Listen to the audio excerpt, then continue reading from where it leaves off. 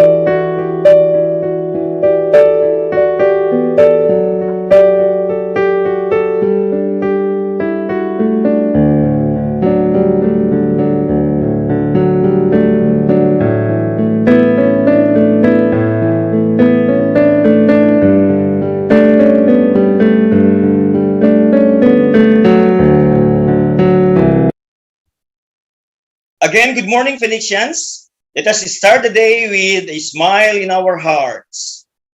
Now, before we continue having our discussion for today, please answer the pre-assessment true or false. I want to see your answer.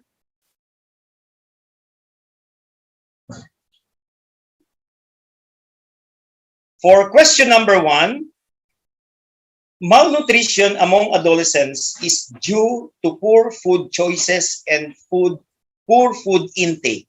Is it true or false, class? Malnutrition among adolescents is due to poor food choices and poor food intake. Please type your answers on our chat box. True or false? So meron ako nakitang sagot from Kevin. Sagot niya is true. From Chelsea, true, yes. Maraming nagsasagot ng true. Then, let's find out what is our answer. For question number 1, true. So congratulations and good luck and very good sa mga nakakuha ng tamang sagot. Okay? And for question number 2, eating a variety of foods once a week is a good nutritional habits. Eating a variety of foods once a week is a good nutritional habits. Is it true or false, class? So nakita ko na. From Jensen, all right. Rivera, true. From Fev, her answer is true. From Sean Lim, true. Mylene, true. Okay, from Felipe Goncillo, true. Yes, Sebastian Gabriel, salamat, true. And for answer number 2, let's find out what is our answer. False. Eating a variety of foods once a week is a good nutritional habits. So, not only once a week, class. Dapat it's almost every day. Yung ating eating variety of foods, dapat every day yan, class. Ha? Not only once a week. Okay? For question number 3.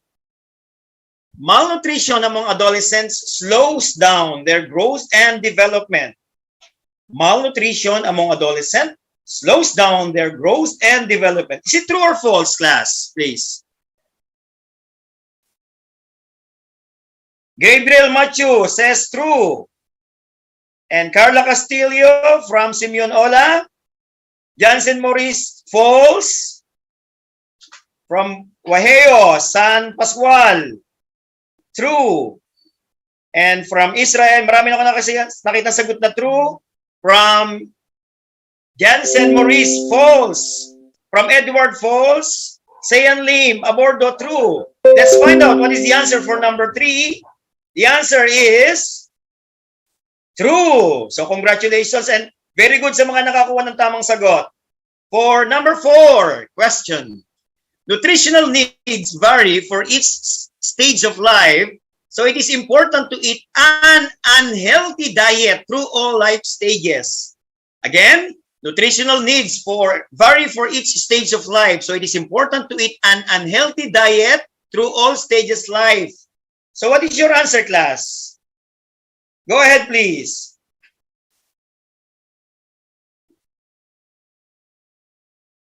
For question number 4, nutritional needs vary for each stage of life, so it is important to eat an unhealthy diet through all life stages.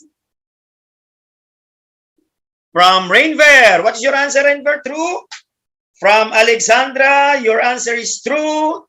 From Princess, true. Gabriel Macho de Leon, true. For number 3 pala yun. So we are now on number 4, class. Oh, number 4, false. From Maha Amer, false. For Drake, false. Yes. Jansen, false. And Daniela, false. Grace, false. Okay, let's look for the answer. What's the right answer? For number 4, false. Why? It's because it is unhealthy diet.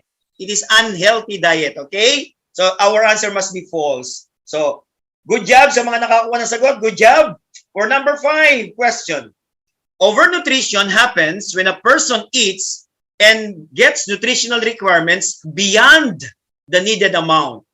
Again, overnutrition happens when a person eats and gets nutritional requirements beyond the needed amount. Is it true or false, class? Answer, please.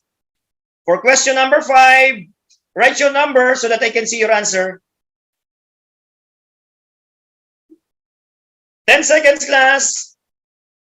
For number 5. So please, what's the answer for number 5, class? Okay, number 5 is true from Estrada Sian Kaiser.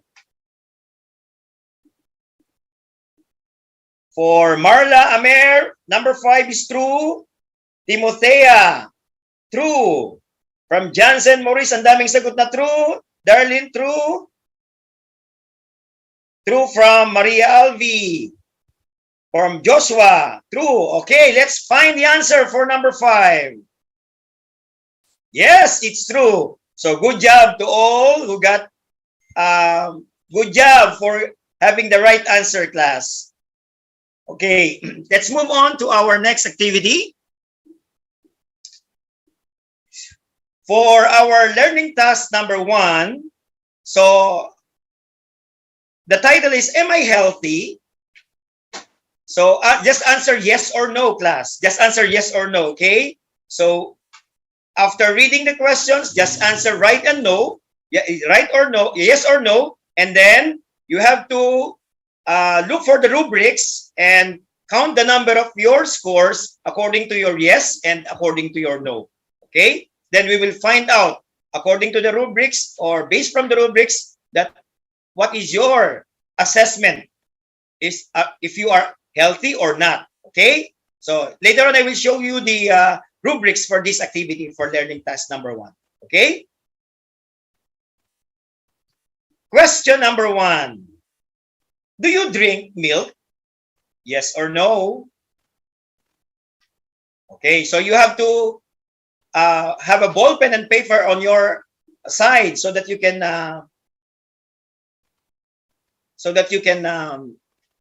and you can also answer on our GC or on our chat box. Okay? Question number 2. Do you eat fruits and vegetables?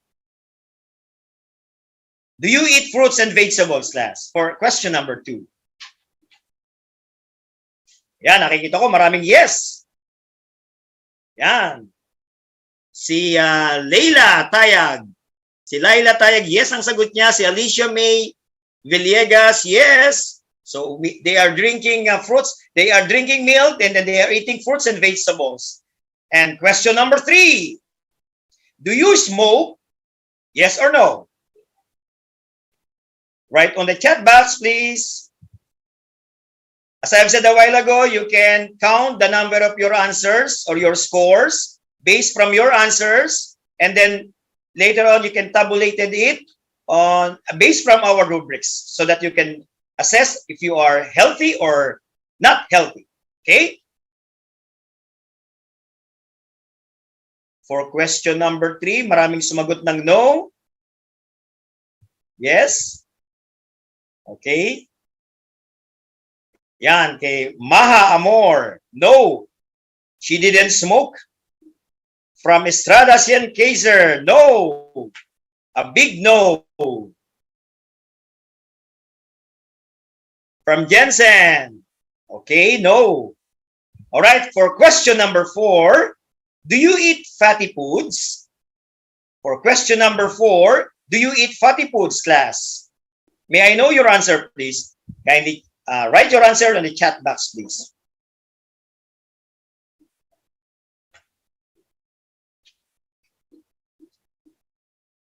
For question number 4, you can type your answer on our chat box so that I can see your answer, please.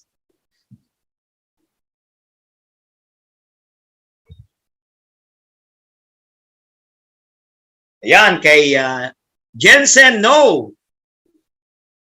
He didn't eat fatty foods. Kay Maria, no. Kay Jenny, Leslie, no. From Prigin, no. A big no, yes. From Arwin Lumiktin, no. From Brandon Fador, sagot niya is no. A big no.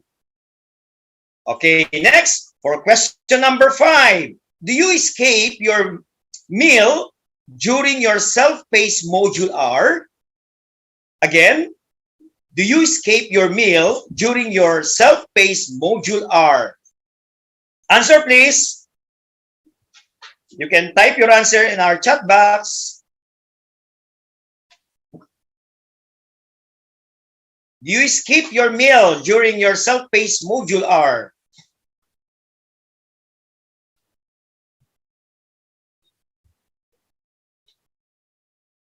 For question number 5,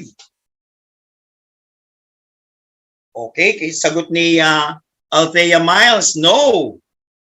Hindi raw siya nag-i-skip ng meals. From Wayne, no. A big no.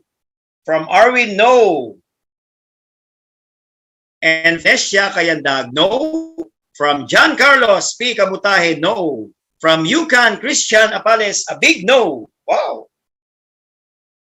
Okay. So let's now find out.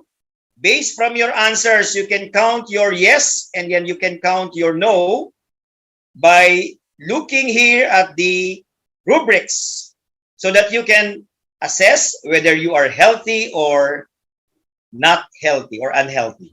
Okay, if you got 5 correct answers from your assessment, you considered as high healthy. If you got 4, you are medium healthy. And if you got 3, you are low healthy. And for those who got 2, you are poor healthy. And those who got 1, you are unhealthy.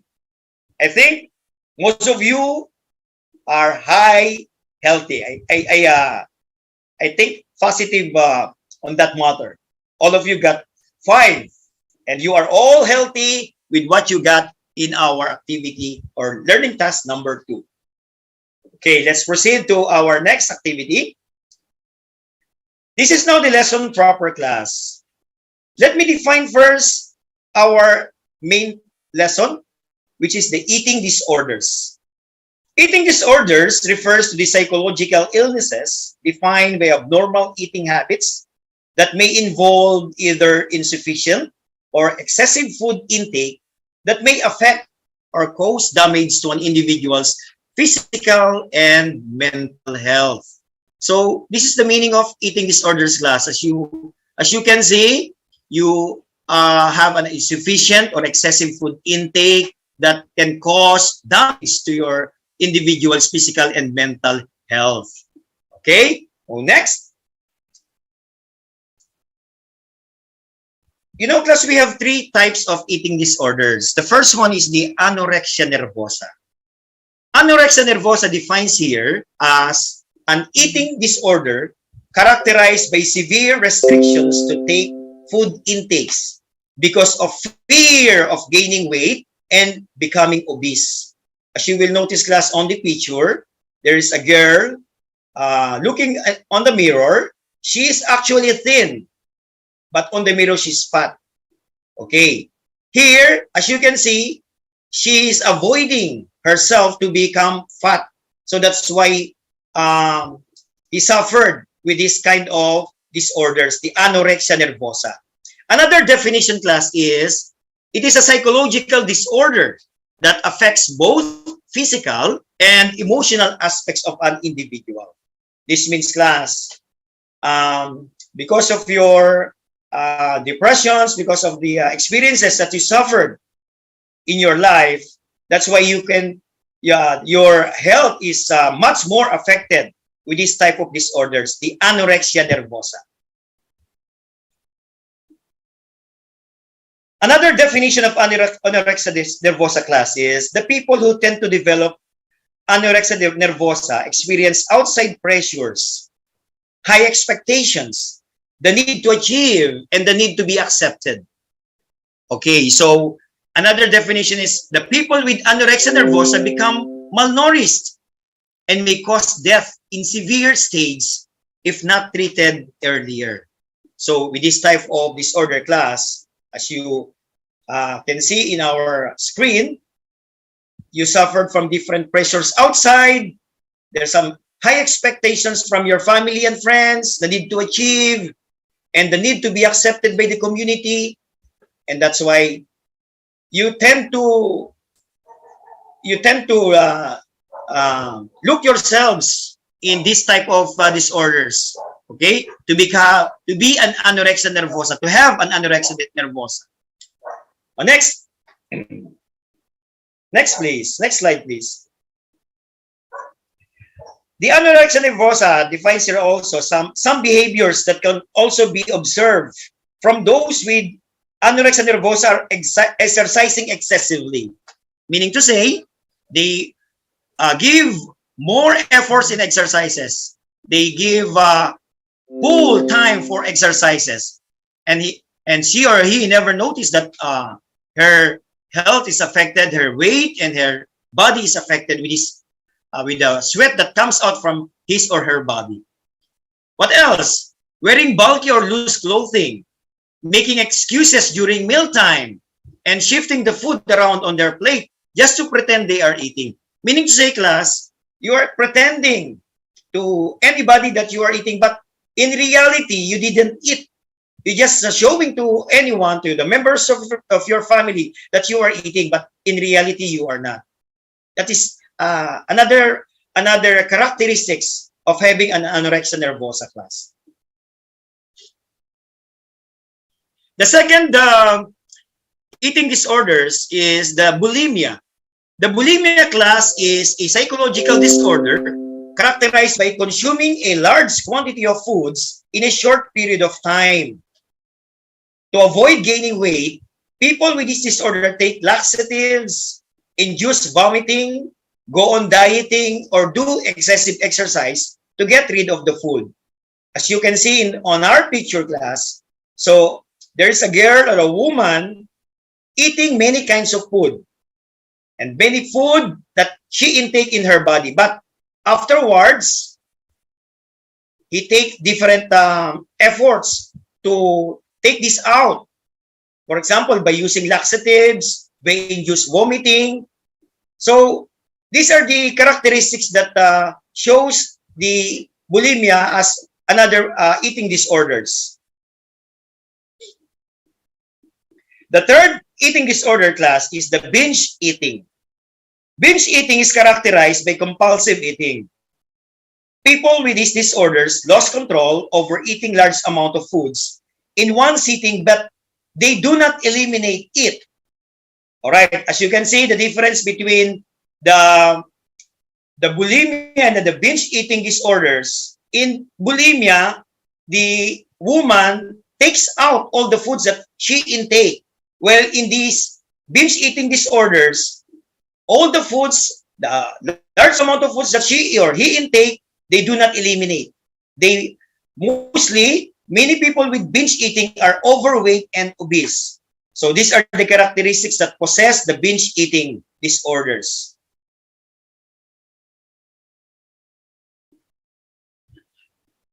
The anorexia nervosa, the bulimia, the binge eating disorder, class, these eating disorders are extreme and unsafe. Remember, extreme and unsafe that may cause serious illness or that may even result in death. So watch out kayo, adolescents and kids and students. So with these kinds of disorders, you may have a serious illnesses or even it turns out and in a result of your death when you suffer these kinds of disorders. And now for our learning task number 2. So we have another activity, class. So you have to identify the kinds of eating disorders according to the picture. And you will, again, type your answers in our chat box. And I have here the clue regarding this picture puzzle. Okay? So let me now read the first clue. I am an eating disorder characterized by self-imposed starvation leading to excessive weight loss. I am an eating disorder characterized by self-imposed starvation leading to excessive weight loss. Who am I? What is the answer for this picture? Please type your answers in our chat box. Is it anorexia nervosa? Is it bulimia? Or is it binge eating disorder? Type your answers. Go!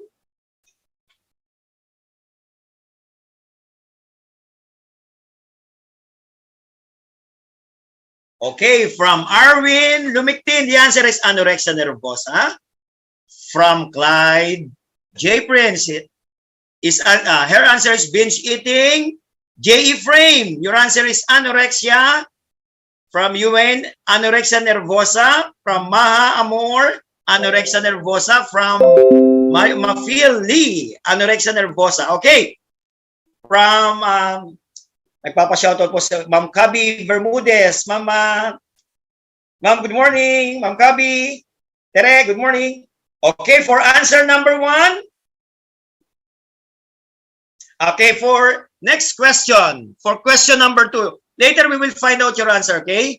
So, for question number 2, this is the clue.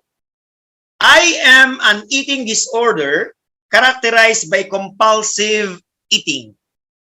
Again, I am an eating disorder characterized by compulsive eating. So you can now chat your answers in our chat box, class, showing this picture puzzle. What is the answer for number 2?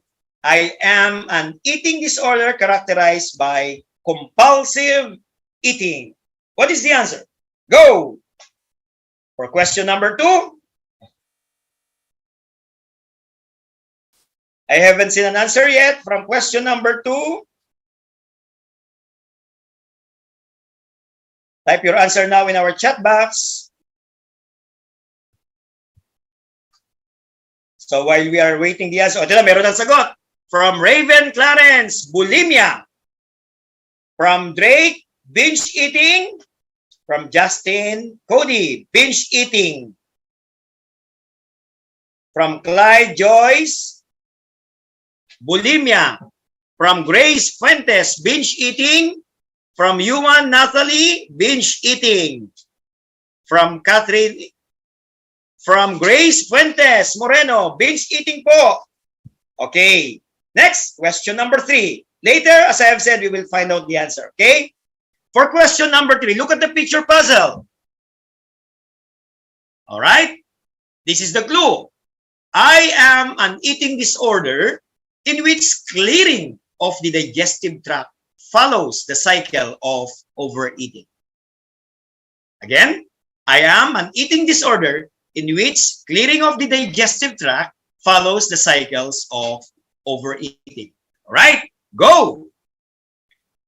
For question number 3, you can chat your answer in our chat box, please. Let's find out later who got the correct answers for 3 questions here under the learning task number 2. Okay, for number 3, from Lunesia Kayandag, her answer is bulimia. From Maha Amer, bulimia. From Marian, bulimia. From Raven Clarence, Kaimbre Magpantay, bulimia. From J. Ephraim, bulimia. And from Alexandra Alonso, bulimia. From Daniela, bulimia. Okay, so next. So let's now find out who got the perfect score for this learning task 2 activity. All right, for question number 1, the answer is anorexia nervosa. Who think who got the correct answers for number 1? You can type who can answer who got the correct answer for number 1, class? All right. So, if you got anorexia nervosa, you are correct. You know what? Here are the signs and symptoms of the anorexia nervosa. You can suffer dry skin, fainting, loss of body fat, irregular heartbeat, and loss of menstruation. So, with these different characteristics, class, you have a sign and symptoms of anorexia nervosa. Okay, for number 2, the answer is binge eating. Who do you think got the correct answer for number 2? Binge eating. Okay, sabi ni Arwin Lumictin, me. Prigin Estava, me. Estava, yes. Yuan Nathaniel, me. Okay. Binge eating. Here are the signs and symptoms of binge eating, class. Lack of control once one began to eat. You suffer depression, shame, disgust or self-hatred about eating behaviors, and anxiety. So the tendency now, class, is you put yourselves much more on eating. That's why after a week, after a month, and after a year, you will notice from your research that you will become obese. You become big when you suffer these kinds of characteristics and signs and symptoms of binge eating disorder. Okay, for question number 3, what is the answer? Bulimia. Who got the correct answer for number 3? Paki-chat po sa ating chat box. Who got the correct answer? Okay, sabi ni Chad, Andre, me, sir. Okay, Ezekiel Henrich, Paul Javier, me. Carla Castillo, me po. Okay, so good job, class. So here are the signs and symptoms of bulimia. One is the damaged heart due to starvation. So yun pala yun, class. Nagkakaroon pala ng damage ang puso natin dahil sa kagutuman because of these disorders. Number 2, you can also damage kidney due to laxative abuse. So yung overuse mo ng laxative, yung kidney naman natin ang tatamaan with this type of disorder. And then dehydration, maubusan ka ng tubig sa katawan mo.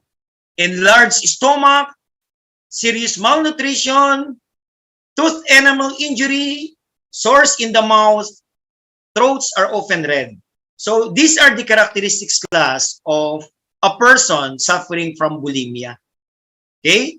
So as you will see, there are different signs and symptoms. So sana pag na-experience yun yung mga ganito, watch out na kayo, maging alerto na kayo class. Kasi maaaring nagsasuffer na kayo, hindi nyo pa alam ng bulimia. Okay? So congratulations for those who got 3 perfect scores. Oh, si Leila Tayag, I got 3 out of 3, sir. Wow. Congratulations. How about the others who got 3/3? 2 thumbs up for Leila. Okay, from Drake Aston Petalio, I got 3/3, sir. Wow. Daniela Belgira, 3 out of 3. Yes. Congratulations to all those who got perfect scores. Wow. I'm happy for you, class. Okay? And for our learning task number 3, so I prepare again another activity. So you have to choose the best health practices to prevent eating disorders. So I'm going to read this, and you will say, or you can put a heart every time in our chat box, every time I read this different health practices, best health practices, class. If you did all these practices, then you can chat in our chat box a heart. If you didn't do this, you can make a thumbs down with this activity. Okay. Let me read number 1 for these best health practices to prevent eating disorders. Kasi take note, these are all done to prevent eating disorders. All right. Eat fruits and vegetables. Is it a heart for you? Eat fruits and vegetables. Is it a heart for you or a thumbs down for you? From Clyde Joy, her answer is a heart. Okay. Okay. From Uriel Zera Fajardo, a heart for her. From Edel, a heart. Wow. So all of you eat fruits and vegetables. So very much appreciated with that answers, because you know, for the information of others, everybody, eating fruits and vegetables makes our skin glow, because fruits and vegetables belong to the glow foods. Okay, class? Remember that? So from now on, you have to eat fruits and vegetables every day. Okay? Number 2, drink enough water. Is it a heart for you or a thumbs down? Drink enough water for number 2. Okay, from Prijan Estava, a heart for her. Marian Banto, a 2 hearts. Wow. Thank you, Marian. Adrian Jan Kunanan, a heart for him. Carla Castillo, yes. A heart. Wow. Okay, a heart. Mark Alexa, a heart. Micah Gwen Abilion, a heart for you. Coming from my heart, a heart for you. Mark Alexi, wow. Clyde Joy, Prince Aban, a heart. Okay, okay. So, you know, class, drinking enough water is much sufficient. It is makes our body replenished. Okay, and then as far as you know, we must have to drink 8 glasses of water every day. Okay, don't forget that. You have to drink 8 glasses of water every day. Okay, next. For number 3, have enough sleep. Is it a heart for you or a thumbs down? Because during this pandemic, I thought many of us sleep late at night, right? Is it a heart or a thumbs down for you? Have enough sleep. For question number 3,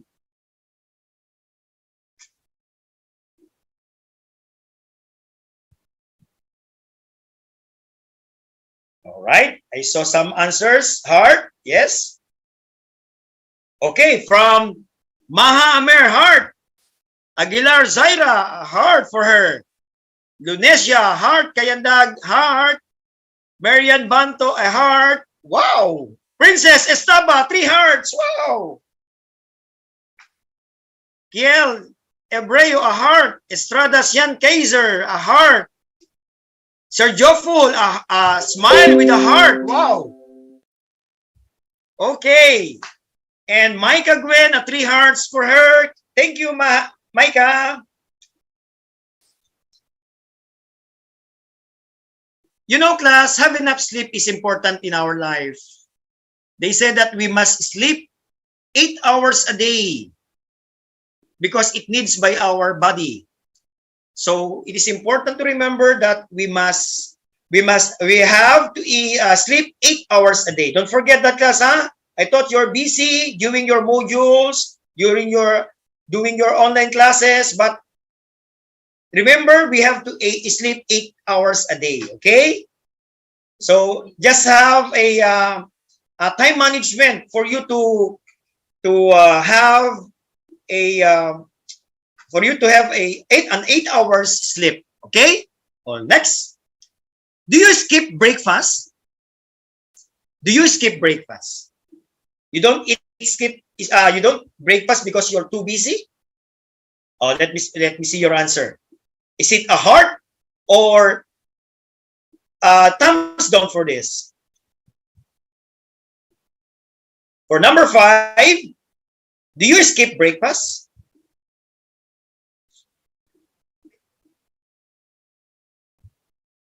Okay, I saw thumbs down from Adrian Jan Kunanan.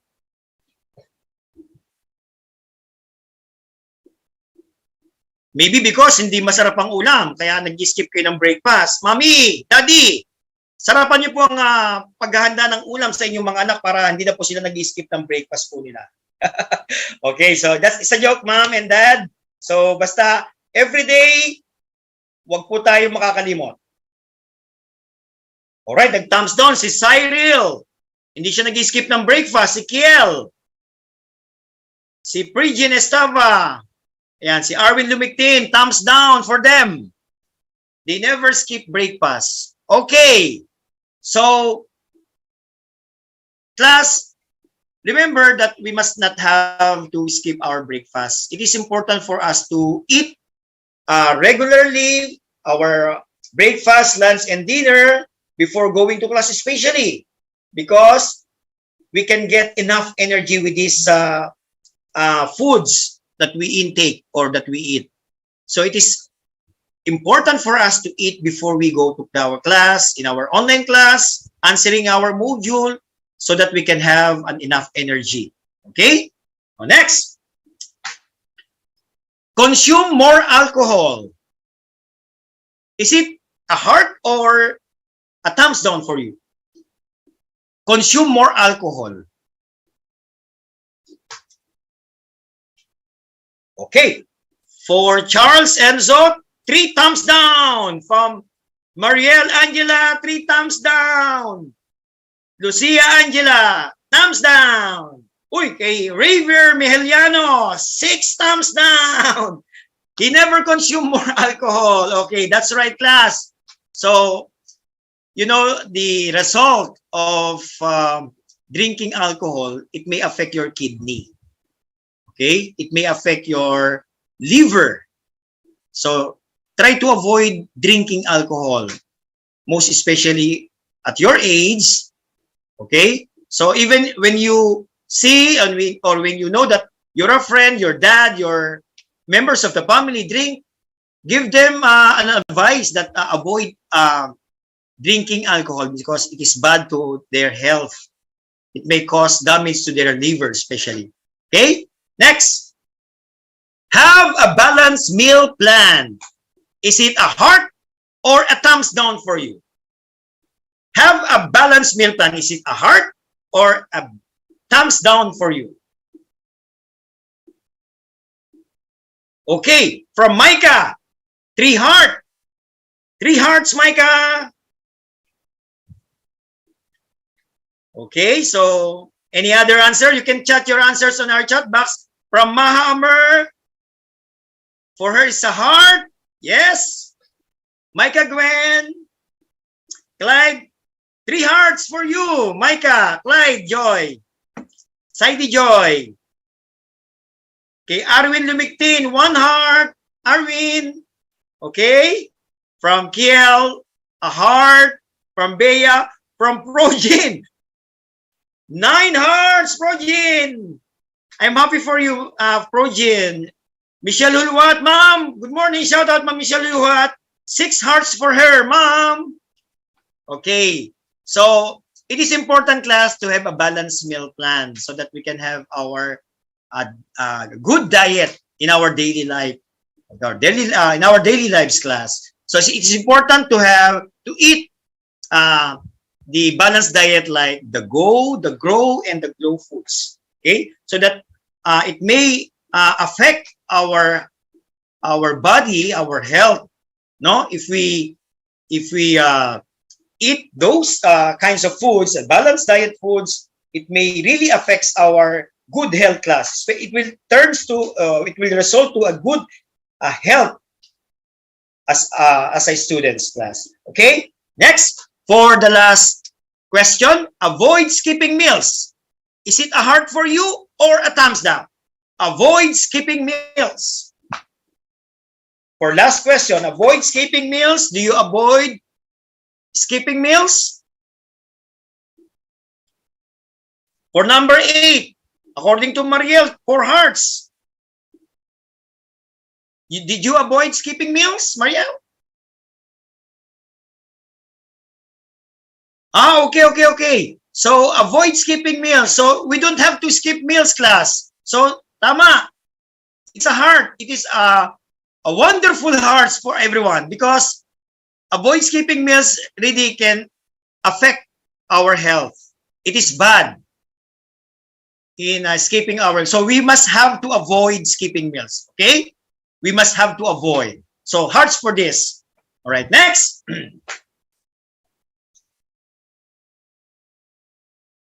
Okay, as you will see in your screen. Okay, so check, that means heart. For eat fruits and vegetables, drink enough water, have enough sleep, do some exercise, have a balanced meal plan, and avoid skipping meals. And thumbs down for 2, skip breakfast, consume more alcohol. Okay, those 2 really, class, is bad for your health. Okay? So now, for our process question, after knowing the preventive measures to avoid eating disorders, what is your plan to do about it? Again, after knowing the preventive measures to avoid eating disorders, what is your plan to do about it? So you now learn, you now know the different preventions or preventive measures in eating disorders. So what can you gonna do today? So you can chat your answers in our chat box so we can see. So what is your plan for knowing the preventive measures in eating disorders? You can answer by chatting your answers in our chat box, okay? So anybody, what is your plan now? Upon knowing the preventive measures to avoid eating disorders, class. Ano na yung mga gagawin ninyo? Ngayong alam nyo na yung mga dapat gawin para maiwasan natin na magkaroon ng mga eating disorders. Ipagpapatuloy niyo pa ba yung mga bad habits? Are you going to continue the bad habits of healthy lifestyles or bad lifestyles in our health?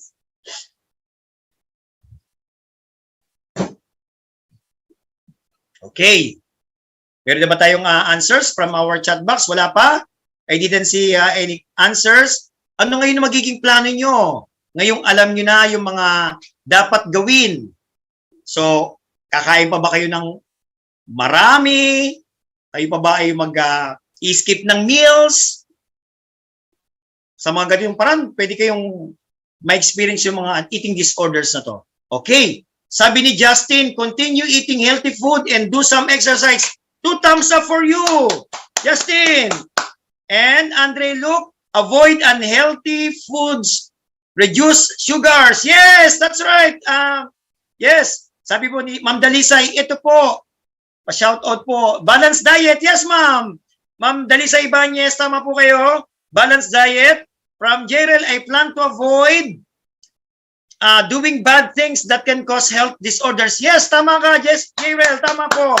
Ma'am Estrada, kay Estrada Sian Kaiser, convince people to make their meals more healthy. Yes, tama po yun. Tama po. Ko-convince po natin yung ating kapitbahay, mga members of the family. Yes. Kay Arwin Lumictin, I will have balanced diet and do some exercises every day. Yes, tama, Arwin. Tama yan.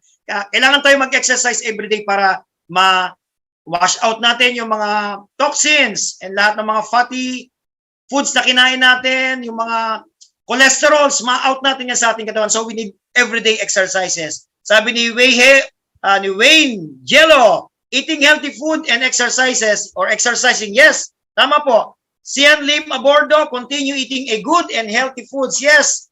Thank you, Sian Lim. Tama. Yes, you're correct. From Carla Castillo, do a healthy eating habit. Yes.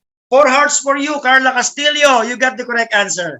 Okay? So, class, tama yung mga sagot ninyo. So, alam niyo na ngayon, yung mga pamamaraan kung paano natin maiiwasan ang magkaroon ng mga ganitong eating disorders. So, nasa sa atin na yan. Pamamaraan kung paano tayo makakaiwas dito. Alam niyo na yung mga pamamaraan na-discuss na ni Sir, ano yung mga sintomas, mga signs and symptoms. So, ito na yung pamamaraan para tayo makaiwas. Para hindi tayo mag-suffer ng mga ganitong eating disorders like anorexia nervosa, bulimia, and binge eating disorders. So, sana wala nang members of the family, wala nang nasa community ang may sakit ng ganito, ng mga eating disorders na nabanggit ni Sir. Okay? That's good, class.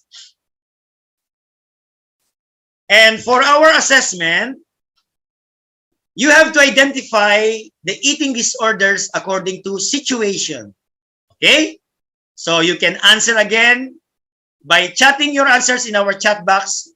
I am going to read the situations, the scenario, and you have to answers by writing your answers in our chat box. Okay?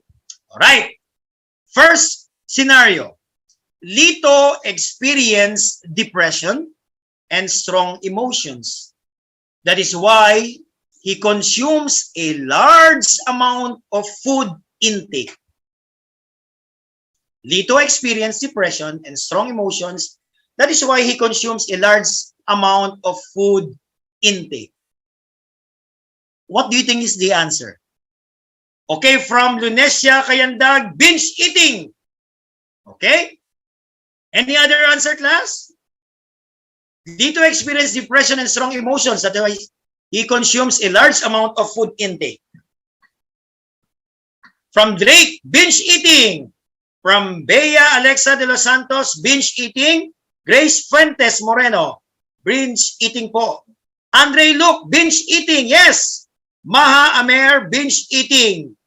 Shoutout po, Ma'am Kalona Kahida. She's watching right now. Okay, Ma'am, shoutout po. Next. Micah Gwen, binge eating.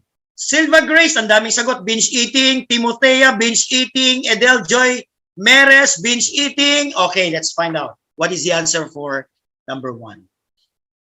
Binge eating! You are all correct. Yes! 5 hearts for you, for those who got correct answer for number 1. Okay, next. Scenario number 2.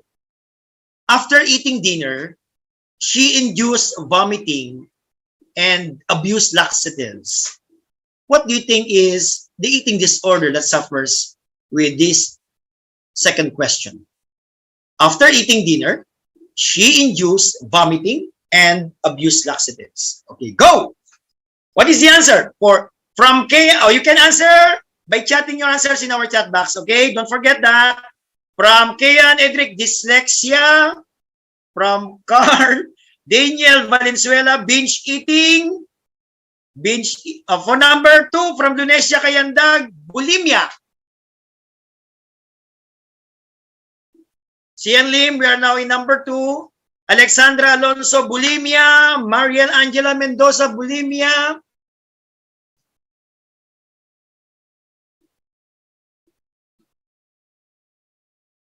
From Ren Santos, bulimia. Maha Amer, bulimia. Leila Tayag, bulimia. From Sian Kaiser, bulimia. All of you have an answers of bulimia for number 2. Let's find out. Let us see what is the answer for number 2. Bulimia. Yes. Big hands for you. For those who got the correct answers, number 2 is bulimia. Okay. Question number 3 for scenario number 3. All right. For the situation number 3, he imposed self-starvation, leading to excessive weight loss. He imposed self-starvation, leading to excessive weight loss. What is your answer for number 3? Oh, meron dito from 10 Majesty. Meron na nanonood sa atin from 10 Majesty. Hi, Antoinette Liames. Shoutout sa iyo, Antoinette Liames. For situation number 3, he imposed self-starvation. Ibig sabihin, nagpapakagutom sa sarili niya, leading to excessive weight loss. Ang nangyayari, bumabagsak ang kanyang timbang, ang kanyang weight. Ano kaya for number 3 is the answer? Number 3, anorexia nervosa from Audrey. Maria Angela, anorexia nervosa. Estrada Sian Kaiser, anorexia. Anorexia from Alexandra. Grace Fuentes, anorexia. Noreen Cruz, anorexia. Drake, anorexia. Okay, let's find out what is the correct answer for number 3. Anorexia nervosa, yes! Class. Ang galing ng class, ang mga estudyante ko. Okay, so self-starvation leading to excessive weight loss suffers anorexia nervosa, class. You're right. Tama po. Okay, next, situation number 4. Allen is on diet or does excessive exercise every day. Allen is on diet or does excessive exercise every day. What do you think is the eating disorder with this type of situation? Okay, you can now answer in our chat box. Type your answer now, please. For number 4, situation number 4, class.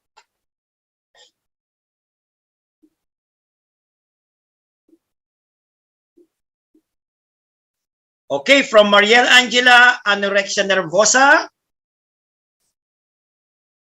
Oh, from Leila Tayag, anorexia nervosa.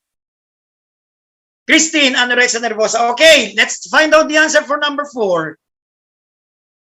Bulimia. Okay?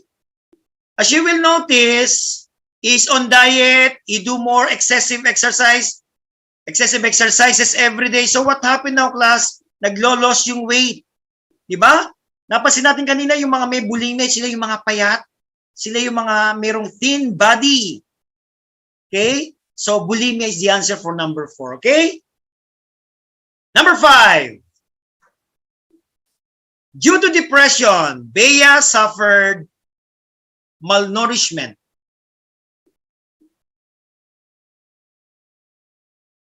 Due to depression, Bea suffered malnourishment.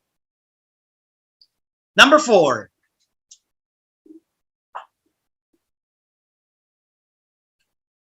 Sorry, number 5 questions.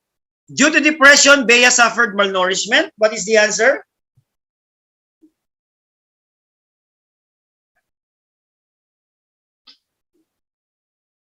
For number 5, please.